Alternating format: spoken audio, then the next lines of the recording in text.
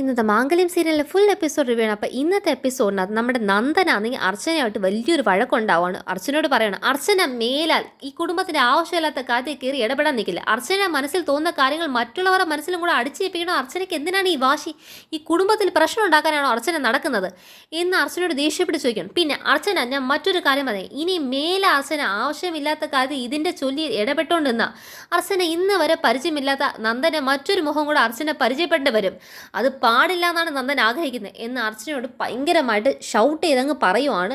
ഇത് കേട്ടിട്ട് അർച്ചന ആണെങ്കിൽ തകർന്ന് നിൽക്കുന്നതാണ് ഇന്നത്തെ എപ്പിസോഡിൻ്റെ വലിയൊരു ഹൈലൈറ്റ്. പിന്നെ നമ്മുടെ സച്ചി അർച്ചനയ്ക്ക് നന്നായിട്ട് വാരിയൊക്കെ കൊടുക്കുന്നുണ്ട്. അതും ഇന്നത്തെ വലിയൊരു ഹൈലൈറ്റാണ്. കാരണം എന്തൊക്കെ നടന്നാലും തന്നെ ആശ്വസിപ്പിക്കാൻ ഒരാളെങ്കിലും കൂടെ വേണ്ടേ. അപ്പം അതിന് സച്ചി തന്നെ ധാരാളം മതി. അപ്പോൾ സച്ചി അർച്ചനെ സങ്കടമൊക്കെ കേട്ടാലും അർച്ചന കഴിക്കാതിരിക്കുന്ന പോലും മാറ്റി അർച്ചന എന്താണ് വാരി കൊടുത്ത് എന്താണ് അർച്ചനെ കൂടെ നിൽക്കുകയാണ് നമ്മുടെ സച്ചി. അപ്പോൾ ഇത് ഇന്നത്തെ എപ്പിസോഡിൻ്റെ വലിയൊരു ഹൈലൈറ്റ് ആണ്. അപ്പം നമുക്ക് ഡീറ്റെയിൽ റിവ്യൂ ഇന്നത്തെ നോക്കാം. പക്ഷേ എല്ലാവരോടും ഒരു കാര്യം പറയുള്ളൂ, എല്ലാവരും ചാനൽ ലൈക്ക് ചെയ്യുമോ, ഷെയർ ചെയ്യുമോ, കമൻറ്റ് ചെയ്യുമോ, സബ്സ്ക്രൈബ് ചെയ്യുമോ. സബ്സ്ക്രൈബ് ചെയ്യുന്നവരുടെ എണ്ണം വളരെ കുറവാണ്, കണ്ടിട്ട് എല്ലാവരും പോകുന്നേ ഉള്ളൂ. ഒന്ന് സബ്സ്ക്രൈബ് ചെയ്യാൻ ആരും മറക്കല്ലേ. അപ്പോൾ ഇന്നത്തെ ഡീറ്റെയിൽ റിവ്യൂ നോക്കാം. അപ്പോൾ ഇന്ന് എപ്പിസോഡ് തുടങ്ങുമ്പോൾ തന്നെ കാണിക്കുന്നത് നമ്മുടെ സ്നേഹ വന്ന് ഭയങ്കര പ്രകടനം നടത്തുവാണ്. അതായത് അർച്ചനയുടെ പറയുവാണ്, അർച്ചനയുടെ എന്തിനാണ് എൻ്റെ പിറകെ തന്നെ ഇങ്ങനെ ശല്യം ചെയ്തുകൊണ്ട് നടക്കുന്നത്? ഞാൻ ധനുഷ് തമ്മിൽ വിവാഹം കഴിക്കുന്ന അർച്ചനയുടെ എന്താണ് ഈ കുഴപ്പം? അർച്ചനയോട് പറഞ്ഞു തന്നെ ഉള്ളൂ, എനിക്ക് സന്ദീപേട്ടനോടും പറയാം, ഇനി ആരെയും ഈ കാര്യം പറഞ്ഞ് എൻ്റെ മുറിയിലേക്ക് പറഞ്ഞു വിടില്ല എന്ന് പറഞ്ഞ് അവിടെ അലച്ചുകൊണ്ടിരിക്കുമ്പോഴാണ് നേരെ നന്ദൻ വരുന്നത്. എന്താ മോളെ പ്രശ്നം എന്ന് സ്നേഹയോട് ചോദിക്കുമ്പോൾ സ്നേഹ പറയുന്നത്, ഏട്ടൻ ഒന്ന് നോക്കേട്ടാ, ഈ അർച്ചനയുടെ കാണിക്കുന്ന ഒരു കാര്യം അർച്ചനയുടെയാണെങ്കിൽ ഞാനും ധനുഷും തമ്മിൽ വിവാഹം കഴിക്കുന്ന ഒട്ടും ഇഷ്ടമല്ല. അതിന് ചൊല്ലി അർച്ചനേട്ടത്തി എന്താണ് ആദ്യം എന്നെ കുറേ ഉപദേശിച്ച്, അത് നടന്നില്ല എന്നായപ്പോൾ പിന്നെ അനക്കയെ പറഞ്ഞു വിട്ട്, ആദ്യം ഏട്ടത്തെയായി, പിന്നെ അനക്കയായി, ഇപ്പം തന്നെ മൂന്നാമത് സന്ദീപേട്ടനെയും കൂടെ പറഞ്ഞു വിട്ടിരിക്കുക. ഞാൻ ഈ കല്യാണത്തിൽ പിന്മാറുന്നു, എന്നെ എന്തിനാ ഇങ്ങനെ ഉപദ്രവിക്കുന്നത്? ഞങ്ങൾ രണ്ടുപേരും വിവാഹം കഴിക്കുന്നത് അർച്ചനേട്ടത്തിക്ക് എന്താ പ്രശ്നം? എനിക്ക് സത്യത്തിൽ അർച്ചനേട്ടത്തിയെ പ്രശ്നം എന്താണെന്ന് എനിക്ക് മനസ്സിലാവുന്നില്ല. അർച്ചനേട്ടത്തി എന്തിനാ ഇങ്ങനെ ബിഹേവ് ചെയ്യുന്നത് എനിക്ക് മനസ്സിലാവുന്നില്ല. എനിക്ക് അല്പം ഒരു സ്വസ്ഥത തന്നൂടെ? നിങ്ങൾക്ക് തമ്മിലുള്ള വാശി തീർക്കാനുള്ളതാണോ എൻ്റെ ജീവിതം? എന്നാൽ പിന്നെ ഒരു കാര്യം ചെയ്യും, എല്ലാവരും കൂടെ എനിക്ക് വിഷം മേടിച്ച് തന്നേരെ. അപ്പോൾ അതോടെ എന്താണ് നിങ്ങൾക്ക് എല്ലാം പ്രശ്നം തീരുമല്ലോ, നിങ്ങളുടെയൊക്കെ വാശി ജയിച്ചതുപോലെ ആകും, പിന്നെന്താ എന്ന് പറഞ്ഞ് സ്നേഹം അങ്ങ് ദേഷ്യപ്പെട്ട് മേളിലേക്ക് കയറിപ്പോകുന്നതും നന്ദൻ അങ്ങ് എന്താണ് നിങ്ങളിങ്ങനെ ആത്മഹത്യ ചെയ്യുന്നൊക്കെ പറഞ്ഞ് പോയത് കേട്ട് അങ്ങ് ഭയങ്കര വിഷമിച്ചങ്ങ് എന്നിട്ട് അർച്ചനയോട് അങ്ങ് മുഖത്തങ്ങ് തട്ടിക്കെറിങ്ങ് വിടുവാണ്. പക്ഷേ ഇന്ന് ഈ അർച്ചനയോട് സംസാരിക്കുന്ന വാക്കുകളുടെ ഒരു അല്പം കാഠിന്യത്തോട് പോലും അർച്ചനയോട് സംസാരിച്ച ആ ഒരു വാക്കുകൾ, ആ വേദനിപ്പിക്കുന്ന വാക്കിൻ്റെ ആ ഒരു അല്പം പോലും എന്താണ് സ്വന്തം ഭാര്യയെ തന്നെ ഇത്രയും നാൾ പിടിച്ച് കൂട്ടി കെട്ടിയിട്ടുന്ന പോലെ ഇട്ടിരുന്ന ആ അവന്തിയോട് ഒരു അക്ഷരം പറഞ്ഞിട്ടില്ലാത്ത നന്ദനാണ് ഇത്രയും കടന്ന് ആവശ്യമില്ലാതെ തന്നെ എന്താണ് അർച്ചനയോട് കിടന്ന് ഈ ചാടി കളിക്കുന്നത്. അർച്ചനയ്ക്ക് തന്നെ അത്ഭുതപ്പെടുവാണ്. കാരണം നന്ദേട്ട എന്താ ഒന്നും മനസ്സിലാക്കാത്ത രീതിയിൽ പെരുമാറുന്നതെന്ന്. അപ്പോൾ അർച്ചനയോട് പറയാണ്, അർച്ചനയ്ക്ക് എന്തിൻ്റെ പ്രശ്നമാണ്? അർച്ചന പറയാം, അത് നന്ദേട്ട എന്ന് പറയും. അർച്ചന ഒന്നും പറയാൻ വേണ്ട, അച്ഛൻ്റെ മനസ്സിൽ ഇപ്പോഴൊക്കെ എനിക്ക് മനസ്സിലായി. അച്ഛൻ എന്താണ് ഈ കുടുംബം കലക്കാൻ വേണ്ടി നോക്കുവാണ്. ഈ കുടുംബം കലക്കി എന്താണ് നിങ്ങൾക്ക് അതിൻ്റെ അകത്ത് സന്തോഷിക്കാനാണോ? നിങ്ങൾ ഈ പെണ്ണുങ്ങൾ കാണിക്കുന്ന ഓരോരോ കോപ്രായത്തരങ്ങളോടോ അതിനെ നശിക്കുന്നത് പറഞ്ഞാൽ കുടുംബമാണ്, കുടുംബത്തിലെ സ്വസ്ഥയാണ് നശിക്കുന്നത്. ഞാൻ അച്ഛനും കൂടെ തീരുമാനിച്ചൊരു വിവാഹം അത് മുടക്കണമെന്ന് അച്ഛനക്ക് എന്തിനാണ് ഇത്ര വാശി? ധനുഷിനും സ്നേഹയ്ക്ക് പരസ്പരം ഇഷ്ടം, അവർ രണ്ടുപേരും വിവാഹം കഴിക്കുന്നതിന് അർച്ചന എന്തിനാ ഇടങ്ങൂലിടാൻ നിൽക്കുന്നത്? അർച്ചനയ്ക്ക് ഈ കല്യാണത്തിനകത്ത് എന്താണ് യഥാർത്ഥത്തിൽ പ്രശ്നം? അർച്ചന അതൊന്ന് പറഞ്ഞു തന്നേ. അർച്ചന എന്തിനാ ചുമ്മാ നടന്ന് അവളെ ശല്യപ്പെടുത്തുന്നത്? അവൾ പറഞ്ഞിട്ട് പോയത് അർച്ചന കേട്ടില്ലേ? അവളൊരു ചെറിയ കുട്ടിയാണ്, അവളുടെ മനസ്സിലൊന്ന് വേദനിച്ച് അവൾ എന്തെങ്കിലും അത് കടുങ്ങായി ചെയ്താൽ അർച്ചന സമാധാനം പറയും. അർച്ചനെ ഞാൻ അർച്ചനയോട് പല വട്ടം പറഞ്ഞിട്ടുണ്ട് ഈ വിധ കാര്യങ്ങൾ, അത് നമ്മൾ അന്നേ സംസാരിച്ച് തീർത്തതാണ്. പിന്നെ അർച്ചനയോട് മുഖം കടുപ്പിച്ച് സംസാരിക്കണം അതിനെ പലപ്പോഴും വിട്ടപ്പോൾ എല്ലാം അർച്ചന എന്താണ് എൻ്റെ തലയിൽ കയറി എന്ന് കളിക്കാതെ വിചാരിച്ചോ? നന്ദൻ തീരുമാനിച്ചൊരു കല്യാണമോ, അതിലേക്ക് ഇനി ആരും കയറി വന്ന് ഇടപെടുന്ന നന്ദന് ഇഷ്ടമല്ല. അർച്ചന അതിന് ശരിയാണ്, അർച്ചന എല്ലാത്തിനും ഒരു ലിമിറ്റുണ്ട്, ഞാൻ പറഞ്ഞില്ല വേണ്ട. എന്നിട്ട് നേരെ അനഘയെ നോക്കിയിട്ട് ചോദിക്കുകയാണ്, നിന്നോട് പിന്നെ പറഞ്ഞിട്ട് കാര്യമില്ല, ഈ കുടുംബത്തെ നശിപ്പിക്കുന്ന എന്തെങ്കിലും ഒരു കാര്യം ചെയ്യുന്നത് ഇനി ആര് ചെയ്താലും അർച്ചനയല്ല അവന്തിയല്ല ആര് ചെയ്താലും അവരുടെ കൂടെ ഒട്ടി നിൽക്കുക എന്നുള്ളതല്ലേ നിൻ്റെ പരിപാടി. നിനക്ക് നന്നാവുമെന്ന് പറഞ്ഞ ഒരു ഉദ്ദേശം എന്ന് പറയുന്നത് ഒട്ടും ഇല്ലല്ലോ. പറഞ്ഞിട്ട് ഉപദേശമൊന്നും ഒരു കാര്യമില്ല. സന്ധ്യ നിനക്ക് ഇന്ന് പോകാനുള്ള ഉദ്ദേശമൊന്നും ഇല്ലേ? ഞാൻ പോകുന്നുണ്ട് ഏട്ടാ എന്ന് പറയുമ്പോഴത്തേക്കും പിന്നെ അർച്ചനയോട് വീണ്ടും പറയണം അർച്ചന ഞാൻ അർച്ചനയോട് അവസാനമായിട്ട് ഒരു കാര്യം പറയാം. അർച്ചന ഇങ്ങോട്ട് ഒന്നും പറയണ്ട, എനിക്കൊന്നും കേൾക്കണ്ട.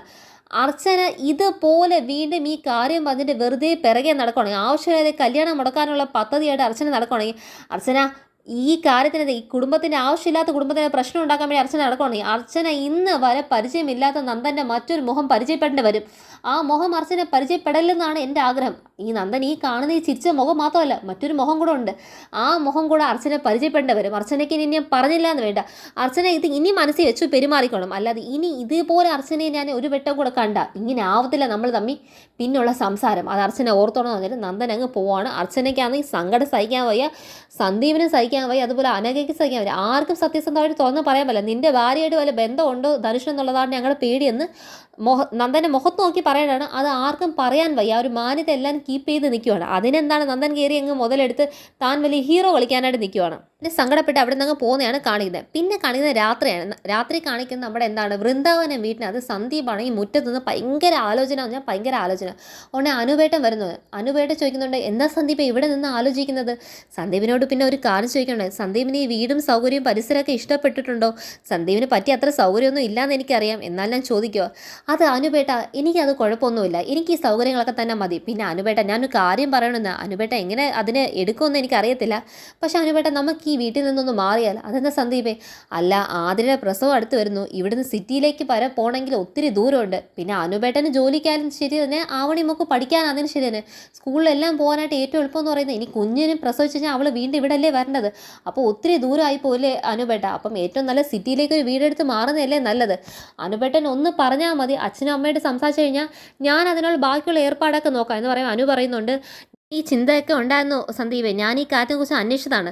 ഒരു വീട് അങ്ങനെ തരത്തിന് നമ്മുടെ സാമ്പത്തികത്തിനനുസരിച്ച് ഒത്തു വന്നതുമാണ്. ഈ വീട് കൊടുത്തിട്ട് ആ ഒരു വീട് മേടിക്കാൻ ഇരുന്നത്. പക്ഷേ അന്നേരം എന്തോ ഒരു സംഭവം കൊണ്ട് എന്താണ് അത് ഒത്തു വന്നില്ല. സമയമായപ്പോഴത്തേക്ക് അതൊക്കെ കയ്യിൽ നിന്ന് അങ്ങ് വഴുതിപ്പോയി. അപ്പം ഞാൻ വിചാരിച്ചു ചിലപ്പം ഞങ്ങൾ ജനിച്ച് വളർന്ന വീടല്ലേ, ചിലപ്പോൾ അത് കൊടുക്കണ്ട എന്ന് ദൈവം തന്നെ തീരുമാനിച്ചയക്കും അങ്ങ് വിചാരിച്ചു. അങ്ങനെയാണ് പലവട്ടം ഇതെന്താണ് വേണ്ട എന്ന് വെക്കുന്നത്. പിന്നെ സന്ദീപ് ഇപ്പോൾ ഈ കാര്യം പറഞ്ഞ് സ്ഥിതിക്കകത്ത് ഞാൻ ഈ കാര്യത്തെക്കുറിച്ച് അച്ഛനമ്മയോടൊന്ന് സംസാരിക്കട്ടെ. അനുപേട്ട അതിന് ഈ വീട് വിൽക്കണ്ട. പിന്നെ ഈ വീട് വിൽക്കുമെന്ന് പറയുമ്പോൾ അച്ഛനും അമ്മയ്ക്ക് അത്ര സങ്കടമാണ്. കാരണം ഞാനും അച്ഛനെയും ആതിരയും എല്ലാം കളിച്ച് വളർന്ന വീടാണ്. പിന്നെ എൻ്റെ മോൾ ആവണിയും ഈ മുറ്റത്ത് തന്നെയാണ് പിച്ച വെച്ച് വന്നത്. അപ്പം ഈ വീടിനോട് നമുക്ക് ഒരു ആത്മബന്ധമുണ്ട്. ആ ആത്മബന്ധം ഉണ്ടെങ്കിലും റിയാലിറ്റി നോക്കിയിട്ടല്ലേ കാര്യമുള്ളൂ സന്ദീപേ. എന്തായാലും ഇത് വീട് വിൽക്കാം, നമുക്ക് ഈ വീട് വെച്ചിട്ട് ആ ബഡ്ജറ്റ് കിട്ടുന്ന ഒരു വീട് നമുക്ക് സിറ്റിയിലേക്ക് നോക്കാം. സന്ദീപ് വിഷമിക്കേണ്ട എന്ന് പറയുമ്പോഴത്തേക്ക്, അയ്യോ അതിനെന്താ ഈ വീട് വിൽക്കുന്നത്, നിങ്ങൾക്ക് ഇത്ര അറ്റാച്ച്മെൻ്റ് ഉള്ള വീടല്ലേ, ഇതൊന്നും വിൽക്കേണ്ട അനുപേട്ട.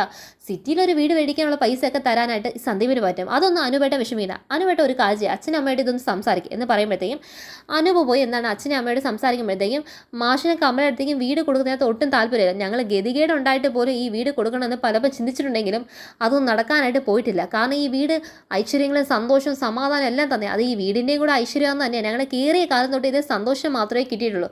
അപ്പോൾ ഈ വീടിൻ്റെ ഒരു ഐശ്വര്യമാണ് അതിനൊക്കെ കാരണമെന്നാണ് നമ്മുടെ വിശ്വാസം. അത് പിന്നെ അമ്മയെ സന്ദീപ് ഇങ്ങനെ പറയുമ്പോഴത്തേക്കും, പിന്നെ വേറൊരു കാര്യം മോനെ, നിങ്ങളൊക്കെ തീരുമാനിച്ചാൽ പിന്നെ എന്താണ് അച്ഛനും അമ്മ എന്താണ് ഒരക്ഷരം സങ്കടങ്ങളൊക്കെ ഉള്ളിൽ ഒതുക്കിയിട്ടായാലും ഇതിന് സമ്മതിച്ചു തരും മോനെ, നീ എന്താണെന്ന് വെച്ചാൽ നോക്കിക്കോ അനുപ എന്ന് പറയുകയാണ്. അപ്പോൾ അനുവിന് സങ്കടമാവുന്നതുകൊണ്ട് ഈ ഒരു കാര്യത്തിനകത്ത് തീരുമാനം എടുക്കാനായിട്ട് ഇങ്ങനെ നെല്ലിശ്ശേരിയിലെ വീട്ടിൻ്റെ ഗാർഡനകത്ത് നമ്മുടെ അർച്ചന എന്താണ് ആ ഗാർഡൻ്റെ ഊഞ്ഞാലിനകത്തിരുന്ന് ഇങ്ങനെ സങ്കടപ്പെട്ട് ഇരിക്കുവാണ്. അപ്പോഴത്തേക്ക് സച്ചി എന്താണ് ഒരു പാത്രത്തിൻ്റെ മണി ഒരു പാത്രമൊക്കെ വെച്ച് അടച്ച് എന്തോ ഒരു ഭക്ഷണമായിട്ട് അങ്ങ് മുറ്റത്ത് വന്ന്, ഞാൻ തന്നെ ഇവിടെയൊക്കെ അന്വേഷിച്ചു, സാധാരണ എല്ലാവരെയും ഭക്ഷണം കഴിക്കാൻ വിളിക്കുന്ന ആളെ ഇന്ന് ഭക്ഷണം കഴിക്കുന്ന ഭാഗത്തൊന്നും കാണാത്തപ്പോൾ ഞാൻ വിചാരിച്ച് താൻ ഇന്നൊന്നും കഴിച്ച് കാണത്തില്ല എന്ന് എനിക്കറിയാം, എന്തോ വിഷമമുണ്ടല്ലോടോ, താൻ പറയടോ തനിക്ക് എന്താ വിഷമം എന്ന് പറഞ്ഞാൽ ആ ഊഞ്ഞാലി ഒന്ന് സച്ചിയും കൂടെ അർച്ചനയുടെ കൂടെ ഇരിക്കുവാണ്. അപ്പോൾ അർച്ചന പറയും, ഒരു വിഷമവും ഇല്ല സച്ചി ഏട്ടാ, എനിക്കെന്താ വിഷമം, എനിക്കൊരു സങ്കടമില്ല എന്ന് പറയുമ്പോൾ, എടോ തൻ്റെ മുഖം കണ്ടറിഞ്ഞൂടെ തനിക്ക് സങ്കടം ഉണ്ടല്ലോ, താൻ എന്നോട് പറയടോ, എന്ത് കാര്യമാണെങ്കിലും നമുക്ക് പരിഗണിക്കാമെന്നേ എന്ന് പറയുമ്പോഴത്തേക്ക് എന്താണ് ഇങ്ങനെ നന്ദേട്ടൻ സംസാരിച്ചത്. അതായത് ഇനി അർച്ചന ഈ വിധ കാര്യത്തിന് കുടുംബം കലക്കാനാണോ നിൽക്കുന്നത്, ഈ കുടുംബത്തിൽ പ്രശ്നം ഉണ്ടാക്കാനാണോ അർച്ചന നടക്കുന്നത്, ഇനി അർച്ചന ഇതുപോലെ പ്രശ്നം ഉണ്ടാക്കാൻ വേണ്ടി പോയാൽ നന്ദൻ്റെ മറ്റൊരു മുഖം കൂടെ കാണേണ്ടി വരും, ആ മറ്റൊരു മുഖം കൂടെ അർച്ചന പരിചയപ്പെടേണ്ടി വരും എന്നൊക്കെ പറഞ്ഞതും ആ താക്കീതും എല്ലാം എന്താണ് അർച്ചന സച്ചിയോട് പറയുകയാണ്.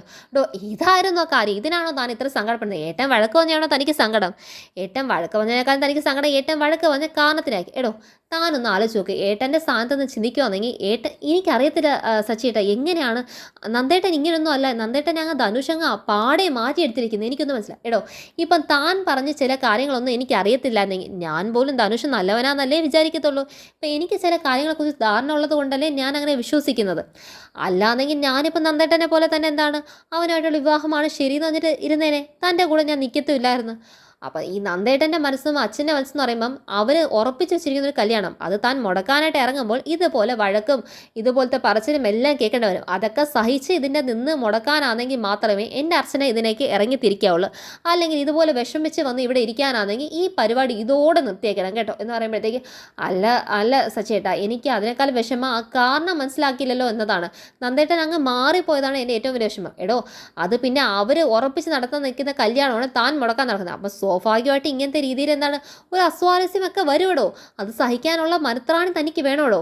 എടോ, അതൊക്കെ കളയടോ. താൻ എന്തായാലും ഒരു ഭക്ഷണം കഴിച്ചല്ലോ, താൻ ഇത് കഴിക്കേ. പിന്നെ ഒരു സന്തോഷമുള്ളൊരു കാര്യമുണ്ട്, ഞാൻ സന്ധ്യയെ കണ്ടിരുന്നു. അപ്പം നമുക്ക് അങ്ങോട്ടേക്ക് പോകാൻ ബുദ്ധിമുട്ടായതുകൊണ്ട് നാളെ സന്ധ്യ ഇങ്ങോട്ടേക്ക് വരാൻ. നാളെയോ എന്ന് പറയുമ്പോഴത്തേക്ക് ആ നാളെ തന്നെ ഈ ധനുഷിനെ കാരണം എന്നൊക്കെ പറഞ്ഞിട്ട് അർച്ചനയോട് സംസാരിക്കുമ്പോഴത്തേക്ക് സച്ചിൻ താൻ അത് കളഞ്ഞിട്ട് ഈ ടെൻഷൻ സർവ്വസമയം ടെൻഷനുള്ളല്ലോ അർച്ചനയെ തനിക്കുന്നതിന് എന്താണ് ചപ്പാത്തി എടുത്ത് പിച്ച് എന്താണ് വായി വെച്ച് കൊടുക്കണം. അപ്പം അർച്ചനയ്ക്ക് ഭയങ്കര സന്തോഷമാണ്. അർച്ചന അതെന്താണ് ഓരോ വായി കഴിക്കുമ്പോഴും അർച്ചനയ്ക്ക് സന്തോഷമാണ്. ആ സന്തോഷത്തെ അർച്ചന ആലോചിക്കുന്നത് അർച്ചന ഉരുള ഉരുട്ടി സച്ചിയുടെ വായിലേക്ക് വെച്ച് കൊടുത്തത് പണ്ടത്തെ കാര്യമൊക്കെ ആലോചിക്കുകയാണ്. അപ്പം അവർ തമ്മിലുള്ള നല്ല നിമിഷങ്ങൾ അർച്ചന ഇങ്ങനെ ആലോചിക്കുന്നതും അവർക്ക് എന്താണ് അർച്ചൻ്റെ മനസ്സിലെ ടെൻഷനൊക്കെ ഒന്ന് മാറി സമാധാനവും സന്തോഷമൊക്കെ എന്താണ് സച്ചിയെ കണ്ടപ്പോഴത്തേക്കും വന്നു. അപ്പോൾ അവരവിടെ എന്താണ് താൻ എന്തോ ആണെങ്കിലും നോക്കടോ, നമുക്കിതിന് എന്തായാലും കൂട്ടി നിൽക്കാവുന്നതേ ഉള്ളൂ. പിന്നെ അച്ഛനെ തനിക്കിപ്പം തോന്നുന്നുണ്ടോ നന്ദേട്ടനെ അന്ന് രക്ഷപ്പെടുത്തിക്കൊണ്ട് വരണ്ട എന്ന് തോന്നുന്നുണ്ടോ? അതെനിക്ക് ഒരിക്കലും തോന്നില്ല സച്ചിയേട്ടാ. പക്ഷേ നന്ദേട്ടൻ ഈ ധനുഷ് മാറ്റിയെടുത്തതിനകത്തേ ഉള്ളൂ എനിക്ക് ഈ ഒരു മനസ്താപം എന്ന് പറയുന്നുണ്ട്. അതൊക്കെ കളയടോ, താൻ ഭക്ഷണം കഴിക്കുന്നതിന് ഒരു പരസ്പരം വാരി കൊടുത്തുകൊണ്ടിരിക്കുകയാണ്. പിന്നെ കാണിക്കുന്ന നേരെ എന്താണ് നന്ദൻ്റെ ബെഡ്റൂമാണ്. നന്ദൻ്റെ ബെഡ്റൂമിനകത്ത് എന്താണ് അർച്ചന എന്താണ് ഈ കല്യാണ കാര്യത്തിനെ കുറിച്ച് പറയാനായിട്ട് ഇരിക്കുവാണ്. അപ്പോഴത്തേക്ക് അതായത് ഇപ്പോഴത്തേക്ക് ഈ കല്യാണം എന്തിനാ ഉടനെ നന്ദൻ ചോദിക്കുന്നുണ്ട്, നീ എന്തോ അവന്തിക്ക് എത്ര ആലോചിക്കുന്നേ? രാത്രി ഉറക്കത്തിനകത്ത് എൻ്റെ കിഡ്നി പോലെ അടിച്ചു മാറ്റാണ്. കിഡ്നിയൊക്കെ അടിച്ചു മാറ്റാണെങ്കിൽ എനിക്ക് എന്നേ മാറ്റാമായിരുന്നു. നിങ്ങളെ കൊല്ലാതെ വിട്ടതാണ് എൻ്റെ ഏറ്റവും വലിയ സംഭവിച്ച എൻ്റെ ഏറ്റവും വലിയ അബദ്ധം എൻ്റെ ജീവിതത്തിൽ. നിൻ്റെ ജീവിതത്തിൽ അങ്ങനെ എത്ര അബദ്ധങ്ങൾ തുടർച്ചയായിട്ട് പറ്റിയിരിക്കുന്നത്. ഒന്ന് എന്നെ കൊല്ലാതെ വിട്ടത്, രണ്ടാമത് സച്ചിനെ അർച്ചനയെ കൊണ്ട് വിവാഹം കഴിപ്പിച്ചത്, പിന്നെ അനഘയെ കൊണ്ട് സന്ദീപിന് വിവാഹം കഴിപ്പിക്കാൻ നോക്കിയത്. അങ്ങനെ എന്തൊക്കെ അബദ്ധങ്ങളാണ് അവന്തിക നിൻ്റെ ജീവിതത്തിൽ അബദ്ധങ്ങളുടെ ഒരു തുടർ കഥ തന്നെയാണല്ലോ എന്നങ്ങ് പറയുമ്പോഴത്തേക്കും നിങ്ങളിത് പറ. എന്നാൽ ഞാൻ കാണിച്ചതിനേക്കാളും വലിയ അബദ്ധമല്ലേ ഇപ്പം നിങ്ങൾ കാണിക്കാൻ വന്നത്? എന്ത് അബദ്ധം? അല്ല, നിങ്ങളുടെ പെങ്ങളെ പിടിച്ച് ഉടൻ തന്നെ ഈ വിവാഹം കഴിപ്പിക്കുന്നത്. ഇനി അത് മുടക്കാനായിട്ട് ഇടാനായിരിക്കും വരുന്നത്. ഇപ്പം അർച്ചനയ്ക്ക് ഇനി അവിടെ കൊടുത്തിട്ട് വന്നതേ ഉള്ളൂ. ഇനി അടുത്ത നീ ആണെങ്കിൽ അർച്ചനല്ല അവന്തിയല്ല ആരാണ് ഈ കല്യാണം മുടക്കാൻ നിൽക്കുന്നത്? നന്ദൻ തീരുമാനിച്ച കല്യാണം ഇത് നടത്തിയിട്ടേ നന്ദൻ പോകത്തുള്ളൂ. അല്ല, ഞാൻ ഈ കല്യാണം മുടക്കാനൊന്നുമല്ല നിൽക്കുന്നത്. ധനുഷിൻ്റെ വീട്ടുകാരൊക്കെ വിളിച്ച് ആലോചിക്കുമ്പോൾ അത് ഇപ്പം തന്നെ വേണോ? ഒന്ന് ആ ചെറുക്കനെ കുറിച്ച് അന്വേഷിച്ചിട്ടൊക്കെ പോരെ. ധനുഷിനെ കുറിച്ച് ഇനി എന്താ അന്വേഷിക്കാം? ധനുഷ് ഇവിടെ തന്നെ നിൽക്കുന്ന ഒരു പയ്യനാണ്. അവൻ്റെ അച്ഛനും അമ്മയ്ക്കൊക്കെ സമ്മതം തന്നെ, സ്നേഹം അവനും തമ്മിൽ ഇഷ്ടമാണ്. ഇനി ഇത് വെച്ച് വൈകിപ്പിച്ചിട്ട് എന്താ കാര്യം? പിന്നെ ഞാൻ തീരുമാനിച്ച കാര്യം അത് നടത്താതിരിക്കാനായിട്ട് അവന്തികല്ല അർച്ചനല്ല ആര് ശ്രമിച്ചാലും നന്ദൻ തീരുമാനിച്ച പരിപാടിയിലേക്ക് എതിര് നിൽക്കുന്നവരാരാണെങ്കിലും അവർ പിന്നെ ഈ വീട്ടിൽ കാണത്തില്ല. നന്ദൻ അവരെ ഈ വീട്ടിൽ നിന്ന് അടിച്ച് പുറത്താകും. പിന്നെ നിന്നൊക്കെ ഉള്ള പ്രതികാരം ഞാൻ വീട്ടിൽ നിൽക്കുന്നുണ്ട്. നീ ചിന്തിക്കുന്ന ഒരു കാര്യം ഉണ്ടാവും. നിന്നെ ഞാൻ വെറുതെ വിട്ടു വെച്ചിരിക്കുന്ന കാര്യം നമ്മുടെ സ്നേഹമോടെ കല്യാണമൊക്കെ ഒന്ന് കഴിയട്ടെ. നിന്നെക്കുള്ള ഡോസുകളൊക്കെ ഉടൻ തന്നെ വെച്ചിട്ടുണ്ട്. ഇവിടുന്ന് നിന്നെയൊക്കെ അടിച്ചിറക്കിയ ഒരു ശുദ്ധീകരണം ആവശ്യം തന്നെയാണ്. അത് ഞാൻ ഉറപ്പായിട്ട് നടത്തുമെന്ന് പറഞ്ഞിട്ട് ഈ കല്യാണം ഇനി പോസ്റ്റ്പോൺ ചെയ്യാനുള്ള താല്പര്യമൊന്നുമില്ല, ഉടൻ തന്നെ നടത്തും. നാളെ എന്തായാലും ധനുഷിൻ്റെ വീട്ടിൽ നിന്ന് എന്താണ് പെണ്ണ് കാണാൻ വേണ്ടി വരും. പറ്റുവാണെങ്കിൽ ഞാനും വെച്ചാൽ നാളെ തന്നെ ഈ കല്യാണം ഉറപ്പിക്കും എന്ന് അവന്തികയോട് പറഞ്ഞ് നിൽക്കുമ്പം അവന്തിക്ക് ആ ടെൻഷനും ദേഷ്യം എന്താകുമെന്ന് നഖം തമ്മിൽ കടിച്ചുകൊണ്ടിരിക്കുന്നതാണ് ഇന്നത്തെ എപ്പിസോഡ് കാണിച്ചു തന്നിരിക്കുന്നത്. അപ്പോൾ ഇതാണ് ഇന്നത്തെ മംഗളി സീരിയൽ എപ്പിസോഡ്. ചാനൽ ലൈക്ക് ചെയ്യുക, ഷെയർ ചെയ്യുക, സബ്സ്ക്രൈബ് ചെയ്യുക, കമൻറ്റ് ചെയ്യുക. താങ്ക്